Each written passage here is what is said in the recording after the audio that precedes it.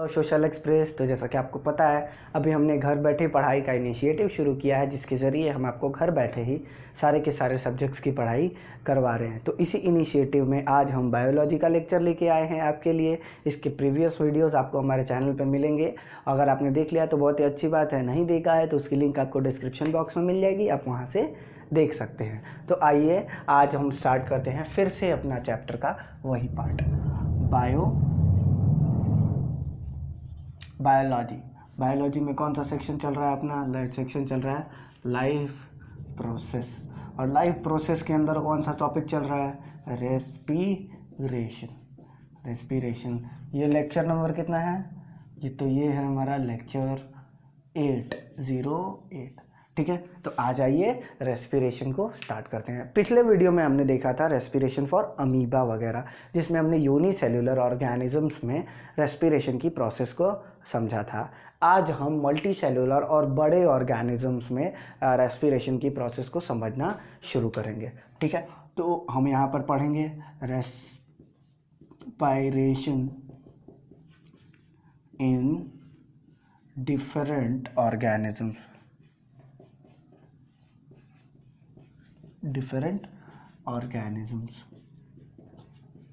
कम से कम 2 तो पक्का पढ़ ही लेते हैं कि नहीं। सबसे पहला होता है इसमें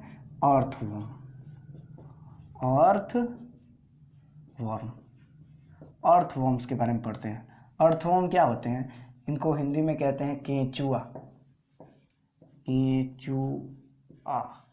केंचुआ। ये हमारे आस पड़ोस में पाए जाते हैं, जो बरसात में कॉमन तौर पर देखने को मिल ही जाते हैं। इनके बारे में ऐसा कहा जाता है कि ये वो ऑर्गेनिजम्स हैं जो अलग किस्म के होते हैं। देखो, ये बहुत ही पतले पतले ऑर्गेनिजम्स होते हैं और इनके अंदर ज़्यादा कुछ ऑर्गन होते नहीं हैं। तो क्या होता है जिसकी वजह से रेस्पिरेट करते हैं? तो इनके बारे में समझ लीजिए। देखिए, एकदम पतला किस्म का ऑर्गेनिज्म होगा, एकदम ऐसे पतला, एकदम थीन। ठीक है, बहुत ही पतला ऑर्गेनिज्म होगा, लगभग हम बना देने की कोशिश कर रहे हैं। तो ये ऐसे होते हैं, एकदम ऐसे ही दिखते हैं, हाँ, और ऐसे ऐसे करके चल रहे होते हैं। ठीक है, तो इस ऑर्गेनिजम्स के बारे में ये कहा जाता है कि इनके अंदर गैसियस एक्सचेंज, रेस्पिरेशन तो सबको पता है, लेकिन गैसियस एक्सचेंज कैसे होता है? तो इनके अंदर गैसियस एक्सचेंज की जो प्रोसेस होती है वो डायरेक्ट क्या होती है? इनके स्किन से होती है। क्यों? क्योंकि इनके पास अलग स्पेशल ऑर्गन नहीं होता, तो इनके स्किन से डायरेक्ट रेस्पिरेशन की प्रोसेस होती है। तो इसके बारे में ये कह सकते हैं कि ये डायरेक्टली स्किन से रेस्पिरेट करते हैं। ये डायरेक्टली स्किन से रेस्पिरेट करते हैं। इनकी बहुत ही पतली स्किन होती है जो क्या करती है, जो इनकी ऑक्सीजन की सप्लाई को प्रोवाइड कराती है। ठीक है, रेस्पिरेट करते हैं जो बहुत ही पतली होती है, जो बहुत पतली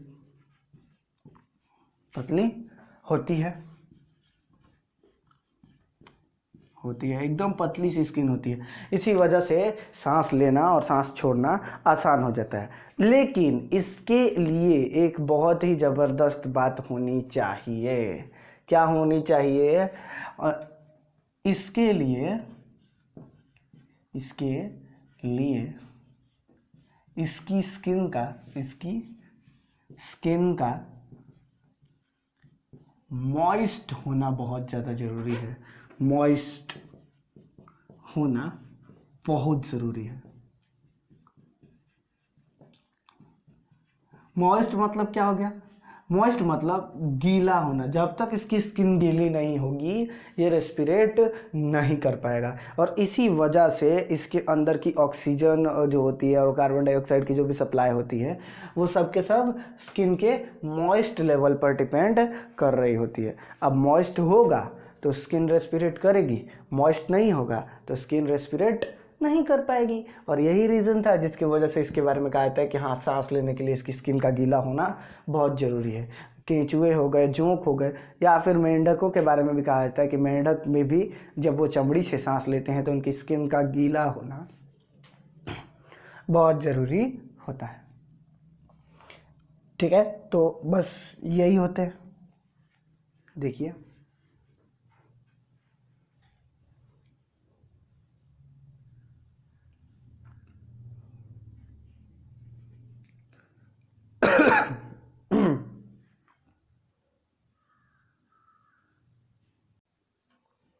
तो इतना तो समझ में आ ही गया होगा कि इनके अंदर की जो रेस्पिरेशन की प्रोसेस है वो उसकी स्किन से होती है। देखो होता क्या है कि स्किन मॉइस्ट एयर को अब्जॉर्ब कर लेती है और गीली हवा स्किन के अंदर आ गई और स्किन डायरेक्ट जितनी भी सेल हैं उनको डायरेक्ट ऑक्सीजन सप्लाई कर देती है। ठीक है, अब जैसे ही ऑक्सीजन सप्लाई हो गया कार्बन डाइऑक्साइड बनेगा, बनने के तुरंत बाद यहीं से तुरंत मॉइस्ट स्किन ही इसको रिलीज कर देती है। तो इसीलिए इसको समझना और याद करना आसान हो जाता है कि हाँ यहाँ पर मॉइस्चर के वजह से ये सब आसानी से देखने को मिल जाता है। और यही तो प्रोसेस है, इसी को तो हमको समझना था। तो यही तो प्रोसेस होती है रेस्पिरेशन की। ठीक है, इसी की तरह जोंक हो गए, लीचेस हो गए, वो भी इसी की तरह रेस्पिरेट कर रहे होते हैं। ठीक है, रेस्पिरेशन की ये प्रोसेस बहुत आसान थी। अब रेस्पिरेशन के अगले ऑर्गेनिजम्स की तरफ चलते हैं। अगला ऑर्गेनिज्म जो है वो हमारा बहुत ही मस्त है, इसके बारे में हमको जानने में बहुत मज़ा आएगा। हाँ, अगला ऑर्गेनिज्म है फिशेस। ठीक है, फिशेस, मछली। तो मछलियों में सांस लेने की प्रोसेस कैसे होती है, ये कैसे सांस लेती हैं, रेस्पिरेशन की प्रोसेस क्या है, प्रक्रिया क्या है, प्रोसीजर। तो सबसे पहले ये लिख दीजिए कि इनमें रेस्पिरेशन के लिए स्पेशल ऑर्गन होता है। रेस्पिरेशन के लिए स्पेशल ऑर्गन होता है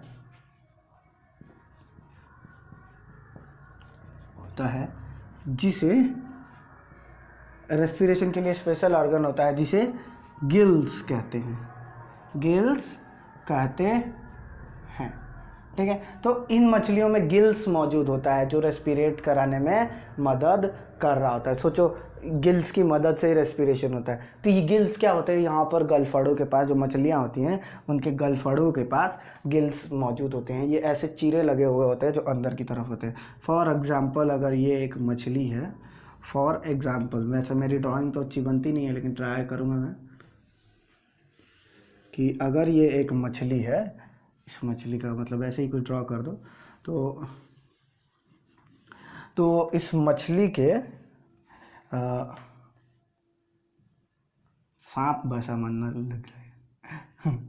ठीक है, तो इस मछली का यहाँ का सेक्शन ऐसे खुला होता है और इस सेक्शन में ऐसे अंदर तक खांचे बने हुए होते हैं। जैसे एक खांचा बना हुआ होता है, एक स्पेशल खांचा बना हुआ होता है, उसे ही हम लोग क्या कहते हैं, यहाँ पर गिल्स मौजूद होते हैं। ठीक है, अगर आप इसको काटोगे तो ये असल मायने में बिल्कुल एक कॉन्च की तरह दिखाई देता है, इस शेप में दिखता है। ठीक है, ये ऐसे होता है मछलियों में। ठीक है, क्योंकि जब ये मुंह से पानी लेती हैं और इनमें रेस्पिरेशन की प्रोसेस कैसे होती है, ठीक देखो समझो, गिल्स कहते हैं। इसमें रेस्पिरेशन कैसे होता है, मछलियों में सांस लेने के लिए नाक मौजूद नहीं होता या स्किन से सांस नहीं लेती, वो क्या करती हैं, वो गलफड़ से सांस लेती हैं। कैसे लेती हैं, गिल्स से सांस लेती हैं। कैसे, वो पानी एब्जॉर्ब कर लेते हैं, वो पानी पी लेती हैं, पानी को इनहेल कर लेती हैं, अंदर ले लेती हैं बॉडी में। और जब उनकी बॉडी में पानी चला जाता है फिर वो यहाँ से उनके, जैसे यहाँ से उन्होंने पानी पी लिया, फिर ये गलफड़ हो गया तो यहाँ से पानी निकलता है। और जब यहाँ से पानी निकल रहा होता है तो पानी के वाटर मॉलिक्यूल्स के बीच में जो एयर मॉलिक्यूल्स होते हैं ये उनको अब्जॉर्ब कर लेती हैं और वहीं पर डायरेक्ट डिफ्यूजन की प्रोसेस भी करती हैं। तो उसी को हम क्या कहते हैं, गिल्स कहते हैं। ये एक स्पेशल ऑर्गन बना हुआ होता है। ठीक है, मछली के सर के दोनों ओर एक गिल इधर और एक गिल इधर मौजूद होता है। हाँ, ये गिल के कवर से ढका हुआ होता है जो असल मायने में बहुत मदद करते हैं।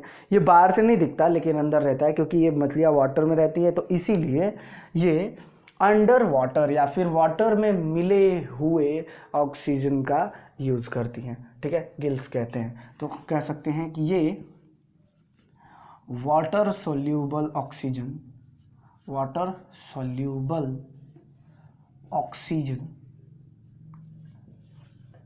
वाटर सोल्यूबल ऑक्सीजन यानी कि पानी में घुले हुए ऑक्सीजन को एब्जॉर्ब करती हैं, को एब्जॉर्ब करती हैं या फिर उनसे ही उनको रेस्पिरेशन के लिए यूज़ करती हैं के लिए यूज़ करती हैं।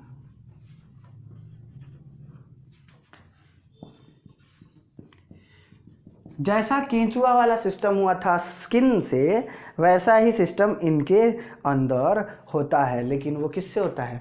गिल्स से। ठीक है, अब ये मछली के गिल्स की ज़रूरत नहीं है, अब आप गिल्स का फंक्शनिंग समझिए, गिल्स वर्क कैसे करता है। ठीक है, होता क्या है गिल्स में देखो, पानी के अंदर क्या होता है? ऑक्सीजन घुली हुई होती है, या फिर कोई भी चीज़ हो, मतलब उसके अंदर एयर मौजूद होता है। ठीक है, और उसी एयर का यूज़ करते हैं ये गिल्स अपनी रेस्पिरेशन करने के लिए। कैसे करते हैं? तो देखो, होता क्या है कि जब ये पानी ही ले लेते हैं, सांस के लिए ये अपने मुंह से पानी ले लेते हैं, और अब पानी तो इनके पेट में नहीं जा पाएगा, तो ये क्या करते हैं?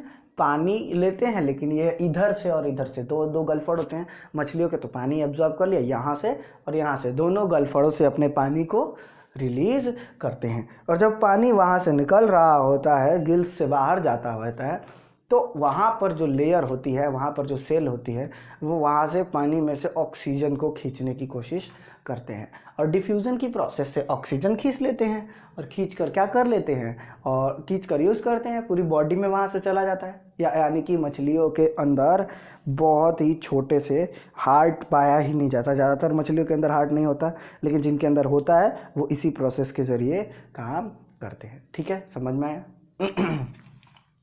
तो ये कह सकते हैं कि ये माउथ से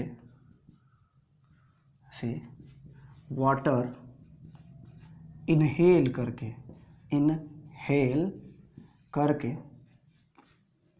करके गिल्स से निकाल देती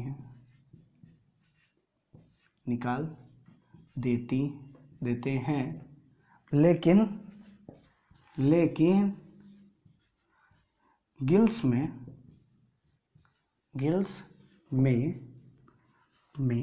जो गिल्स होते हैं उनमें ऑक्सीजन एब्जॉर्ब हो जाती है। ठीक है, जो ऑक्सीजन है वो गिल्स में ही एब्जॉर्ब हो गई, सारे का सारा ऑक्सीजन यहीं पे सब सिमट गया, सब कुछ यहीं पे इनहेल हो गया। ठीक है, तो एब्जॉर्ब हो जाती है और पूरी की पूरी बॉडी में फैल जाती है, वहाँ से पूरी की पूरी बॉडी में फैला दिया जाता है। ठीक है, और यहीं से डायरेक्ट ब्लड में चले जाते हैं। गिल्स में ऑक्सीजन एब्जॉर्ब हो जाती है और ब्लड में एसिमिलेट कर दिया जाता है, एसिमिलेट कर दिया जाता है। जो भी पार्ट है ना, उसको ब्लड में एसिमिलेट कर दिया था, सीधा खून में मिला दिया गया। अब खून को ही तो चाहिए था ऑक्सीजन, वो खून पूरी बॉडी में जहाँ जहाँ जाना है, जहाँ जहाँ जाएगा वहाँ वहाँ ऑक्सीजन पहुँचाएगा। फिर वहाँ से ऑक्सीजन कार्बन डाइऑक्साइड आता है और उसी प्रोसेस से गिल्स से बाहर निकल आता है। यानी कि मछलियों में लंग्स नहीं होते, मछलियों में हार्ट होता है, मछलियों में लंग्स या फेफड़े नहीं होते, तो उनके बदले में कौन काम करता है? यही काम करते हैं। तो यहाँ पर हम लिख सकते हैं, जाने की जो प्रोसेस है, इसी प्रोसेस को हम क्या कहेंगे? Similar process. और इसी में यहीं पे हम ये भी लिख सकते हैं कि नहीं, कि सिमिलर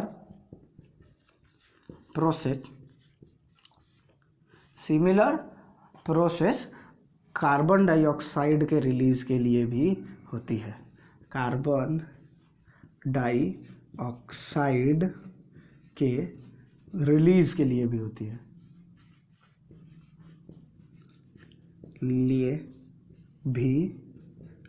है, ठीक है। तो जैसे अंदर गया वैसे ही बाहर निकला, और यही प्रोसेस हमारी रेस्पिरेशन की होती है। यही प्रोसेस की तो ब्रीदिंग की बात हो रही थी, इसी को तो समझना था। तो ये था पूरा का पूरा 2 सेक्शन। अब हम आइए सबसे इम्पॉर्टेंट सेक्शन की तरफ चलते हैं, रेस्पिरेशन इन ह्यूमंस। ठीक है, रेस्पिरेशन के कुछ हम छोटे मोटे टॉपिक पे बात करेंगे, फिर इसकी प्रोसेसेस को हम अलग समझेंगे। ठीक है, आज हम रेस्पिरेटरी ऑर्गन्स पढ़ लेंगे, प्रोसेसेस को नेक्स्ट वीडियो में देखा जाएगा, क्योंकि प्रोसेस इसकी बहुत ही कॉम्प्लेक्स होती है। तो आइए देखते हैं कौन कौन से टॉपिक पे बात करनी है।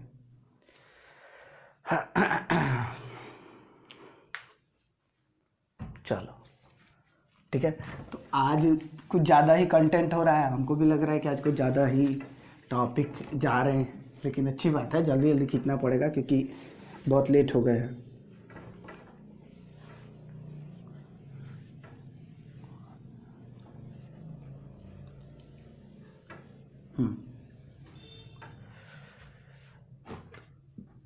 क्या आपको पता है कि ह्यूमन रेस्पिरेटरी ऑर्गन पूरे ऑर्गेनिजम्स में, जितना ऑर्गेनिजम्स हमने अभी तक देखा ना, उन सभी में सबसे कॉम्प्लेक्स ह्यूमन रेस्पिरेटरी सिस्टम ही है।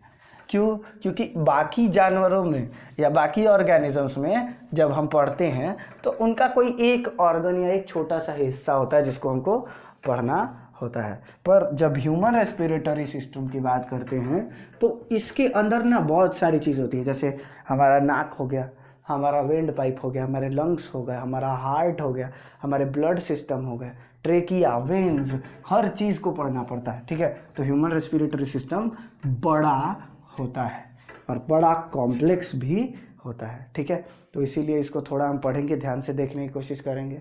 ठीक है, देखिए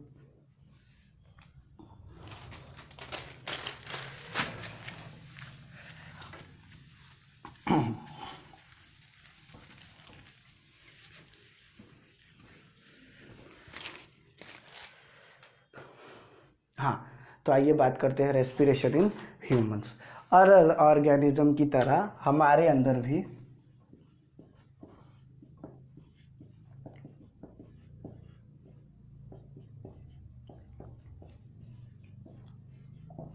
अदर ऑर्गेनिजम्स की तरह हमारे अंदर भी अलग अलग किस्म में क्या पाए जाते हैं, ऑर्गेनिजम्स के रेस्पिरेशन की प्रोसेस होती है। हमारे अंदर रेस्पिरेशन की प्रोसेस इसलिए होती है क्योंकि बाकी ऑर्गेनिजम्स में, जैसे अमीबा की बात करो तो सब कुछ उनका एक ही सिस्टम में हो जाता है। हो जाता है कि नहीं हो जाता है? सांस लेना, सांस छोड़ना, सारी की सारी प्रोसेस एक ही बॉडी में हो जाती है। लेकिन अगर बात करें हमारे ह्यूमन बॉडी की, तो हमारे अंदर सांस लेने का एक है, सांस स्टोर करने का एक सिस्टम है, सांस को फिल्टर करने का एक सिस्टम है, वहाँ से ऑक्सीजन ले जाने का अलग सिस्टम है। तो इसी वजह से अलग अलग सेगमेंट हमारे ह्यूमन बॉडी में बन जाते हैं। ठीक है, तो इसी वजह से हमारा भी सिस्टम कॉम्प्लेक्स होता है। जो प्रोसेस हम देखने वाले हैं वही प्रोसेस होने वाली है, रेस्पिरेशन इन ह्यूमन। जिंदा रहने के लिए हर एक ऑर्गेनिजम्स को, ह्यूमन को भी ऑक्सीजन को इनहेल करना पड़ता है, जो पूरे बॉडी में फैलती है और फिर पूरे बॉडी में जहाँ जहाँ ज़रूरत होती है वहाँ वहाँ ऑक्सीजन जेनरेट करती है। और ऑक्सीजन जेनरेशन की प्रोसेस के वजह से हमारी ह्यूमन बॉडी इस चीज़ को समझ पाती है कि कैसे यूज़ करना है। फिर बची हुई कार्बन डाइऑक्साइड को हमारे बॉडी में मिला दिया जाता है। चलो आज हम आपको समझा ही देते हैं, एक साइकिल बना के दिखा देंगे ऑर्डर में कि ह्यूमन बीइंग्स के बारे में अगर बात हो ही रही है तो इनके बारे में भी लिख लेते हैं कि सभी ऑर्गेनिजम्स की तरह सभी ऑर्गेनिजम्स की तरह ह्यूमन बीइंग्स को भी रेस्पिरेशन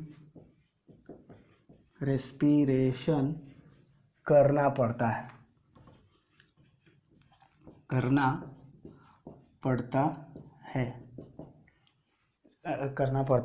क्यों करना पड़ता है? अब इसमें जिंदा रहने के लिए कह सकते हैं कि इसमें जिंदा रहने के लिए इसमें जो जिंदा रहने के लिए हम करते हैं वो क्या करते हैं, के लिए ऑक्सीजन को ऑक्सीजन को ब्रीद इन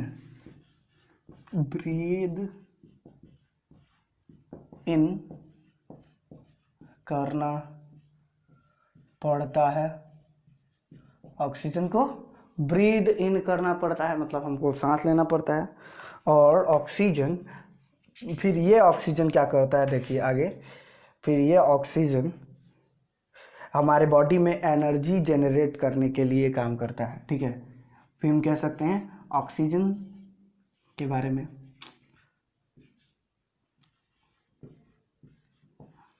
हमारे बॉडी में एनर्जी जेनरेट करने के लिए यूज होता है, जनरेट करने के लिए यूज होता है मतलब हमारी बॉडी में ऑक्सीजन जनरेट होता है।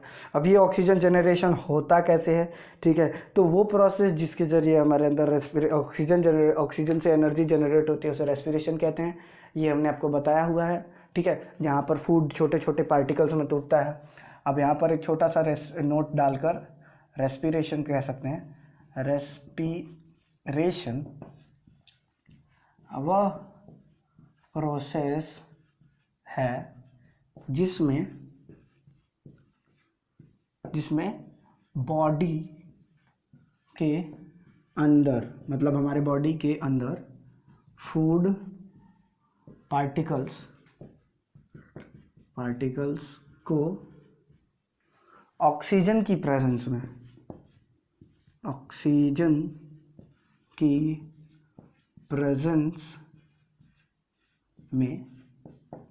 फूड पार्टिकल को ऑक्सीजन की प्रेजेंस में क्या करना है, यूज करना है। देखो कैसे,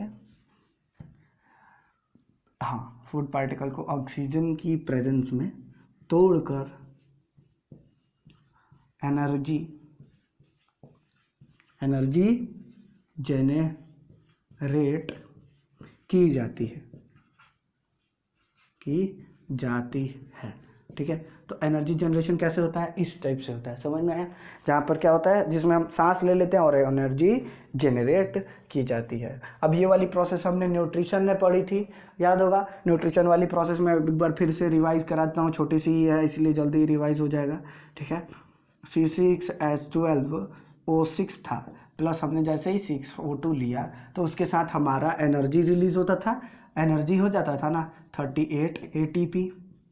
हाँ, प्लस वाटर भी बन जाता था हमारा 6 H2O का पार्टिकल, तो इसकी तो कोई ज़रूरत ही नहीं है हमारे पानी में, ये हमारी बॉडी में मिल जाता है। ठीक है, लेकिन जो ये एक्स्ट्रा 6CO2 बन जाता था, इसको रिलीज करने की प्रोसेस भी तो होनी चाहिए ना हमारे बॉडी के अंदर, होनी चाहिए कि नहीं होनी चाहिए। और यही प्रोसेस को हमको देखना है कि ये प्रोसेस कैसे रिलीज होती है। ठीक है, तो यहाँ पर ये रेस्पिरेशन हो गया। और ब्रीदिंग के बारे में कह सकते हैं, ब्रीदिंग वह प्रोसेस है जो ऑक्सीजन के इनटेक मतलब अंदर लेने और कार्बन डाइऑक्साइड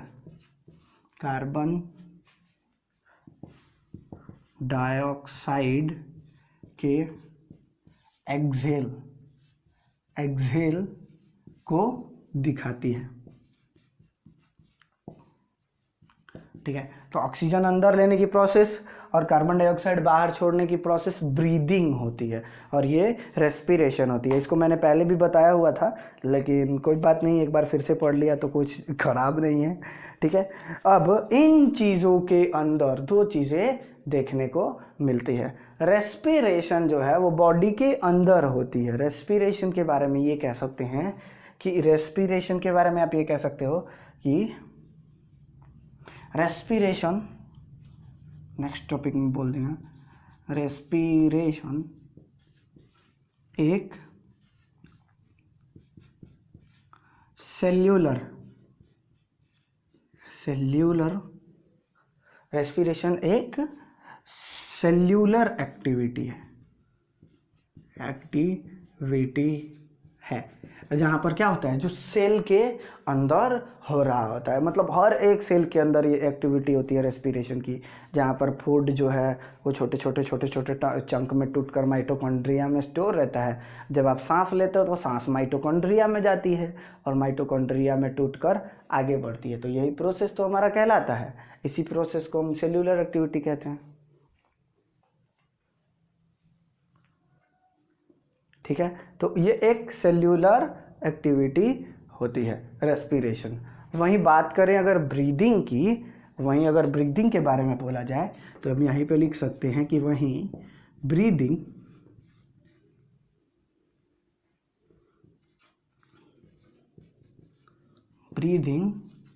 एक ऑर्गन लेवल एक्टिविटी है